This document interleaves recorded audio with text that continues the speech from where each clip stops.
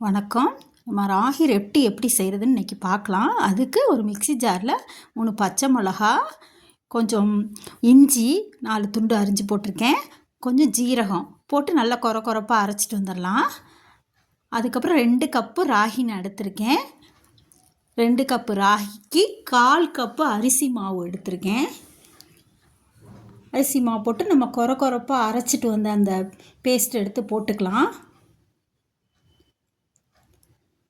அதுக்கப்புறம் 1 கப்பு தேங்காய், நான் எந்த கப்பில் மாவு எடுத்தனோ அந்த கப்பில் எடுத்துக்கேன். 1 கப்பு வெங்காயம், கொஞ்சம் கருவேப்பிலை மெலிசாக அரிஞ்சு, அப்புறம் ஒரு கைப்பிடி கொத்தமல்லி தழை போட்டிருக்கேன், 1/2 கப்பு கேரட் துருவி போட்டிருக்கேன்,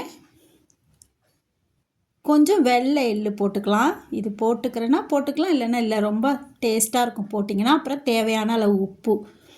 இப்போ நம்ம எல்லாத்தையும் நல்லா கையால் பிசைஞ்சு எல்லாம் ஒன்றாகிறாப்புல சேர்த்துக்கலாம். பிணைஞ்சிட்டு நம்ம தேவையான அளவு தண்ணி ஊற்றி பிசைஞ்சிக்கலாம். சப்பாத்தி மாவு மாதிரி திக்காக பிணையக்கூடாது, கொஞ்சம் அதை விட தட்டுற பதத்துக்கு, நம்ம அடை மாவு தட்டுற பதத்துக்கு பிணைஞ்சிக்கணும். கொஞ்சம் கொஞ்சமாக தண்ணி தெளித்து பிசைஞ்சிக்கணும். பிசைஞ்சு 5 நிமிஷம் ஊற வச்சிட்டோம்னா நல்லா சாஃப்டாக இருக்கும்.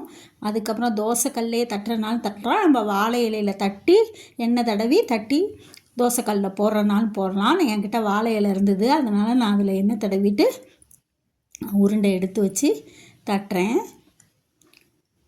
நல்லா மெலிசாக நமக்கு எவ்வளோ மெலிசாக வேணுமோ அந்த அளவுக்கு தட்டி நம்ம தோசைக்கல்லில் போட்டுக்கலாம்.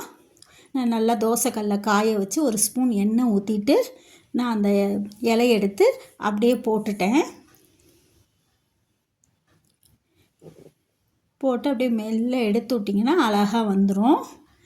எனக்கே கொஞ்சம் லைட்டாக பிஞ்சிருச்சு. அதுக்கப்புறம் அதை வச்சு அட்ஜஸ்ட் பண்ணிக்கலாம். அட்ஜஸ்ட் பண்ணிக்கிட்டு நம்ம எண்ணெய் ஊற்றிட்டு 2 பக்கமும் திருப்பி போட்டு நல்லா பொன்னிறமாக ஆகிற வரைக்கும் திருப்பி போட்டு செஞ்சுக்கலாம். நீங்களும் இந்த மாதிரி ராகி ரொட்டி செஞ்சு பாருங்கள், நல்ல டேஸ்ட்டாக இருக்கும். உங்கள் குழந்தைங்களுக்கு கொடுங்க, செம்ம டேஸ்ட்டாக இருக்கும். தேங்காய் சட்னி வச்சு நான் சாப்பிட்றேன். தேங்க்ஸ் ஃபார் வாட்சிங். நீங்களும் இந்த மாதிரி செஞ்சு பாருங்கள். எங்கள் சேனல் பிடிச்சிருந்தா சப்ஸ்கிரைப் பண்ணுங்கள், லைக் பண்ணுங்கள், ஷேர் பண்ணுங்கள்.